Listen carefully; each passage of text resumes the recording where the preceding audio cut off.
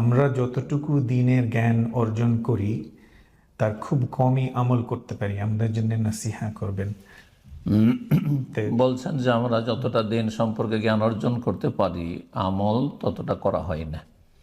বিশেষ করে এই ক্ষেত্রে উপদেশ দেবো যে ফরজ অজেবে যেন কোনো ঘাটতি না থাকে, ফরজ অজেবে ঘাটতি যেন না থাকে। হারাম নাজাইজ কাবিরায় লিপ্ত থাকবেন না।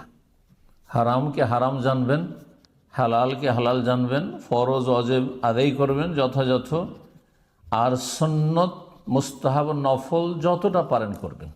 আজকাল বিশেষ করে বোনেরা যারা প্র্যাকটিসিং তারা সুন্নত নফলের ক্ষেত্রে খুব বেশি একটু আগ্রহী, যার ফলে অনেক বেশি জিকির আজকার করতে পারছেন না, অনেক বেশি হয়তো কোর্সেস করতে পারছেন না, অনেক বেশি আপনার ইসলামের ক্ষেত্রে সময় দিতে পারছেন না। ভাবছেন যে আমার বড় ঘাটতি হয়ে গেল। না, ফরজ কাজ ত্যাগ করেননি আপনি, তার চাইতে বেশি ফরজ ছিল। আপনি মৌলিক বিষয়গুলি জানছেন যার মাধ্যমে আপনি দৈনন্দিন আল্লাহর হক আদায় করতে পারবেন, মানুষের হক আদায় করতে পারবেন, স্বামীর হক আদায় করতে পারেন, স্ত্রীর হক আদায়।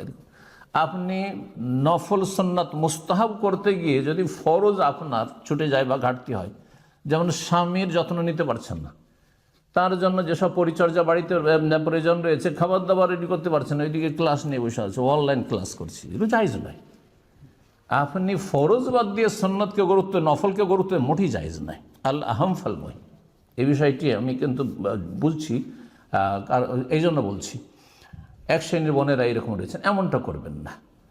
ফরজ প্রতিদিন যা রয়েছে তাতে কোনো ঘাটতি না, 5 ওয়াক্ত সালাতে যেন কোনো কমতি না হয়, ফজরে যেন সূর্যটা না উঠে যায়, হারাম কাবিরা আপনার জীবনে যেন না থাকে। জি, এইভাবে চলবেন ইনশাআল্লাহ তাআলা, আল্লাহ রাব্বুল আলামিন মাফ করবেন।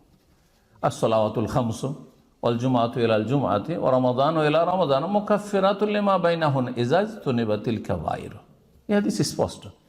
5 ওয়াক্ত সালাত আদায় করছেন, আর জুমা আদায় করছেন, আর তারপর রমজানের ফরজ আদায় করছেন, পয়সা থাকলে যাকাত দিচ্ছেন, হ্যাঁ, আর তারপরে গুনাহ থেকে বাঁচছেন, কাবিরা থেকে বাঁচছেন, তাহলে মুকাফফিরাতুল লিমা বাইনাহুন, এর মাঝে যেসব ভুল ত্রুটিগুলো সাগীরা ছোটোখাটো ভুল ত্রুটি হচ্ছে আল্লাহ মাফ করে দেবেন। কিন্তু শর্ত হচ্ছে এজাজতুনিবাতিল কাবিরা থেকে বেঁচে থাকতে হবে। হারাম দেখবেন না, হারাম শুনবেন না, হারাম খাবেন না, হারাম উপার্জন করবেন না, হারাম জীবনযাপন করবেন না। আল্লাহ বুঝে আমল করার তৌফিক দান করেন।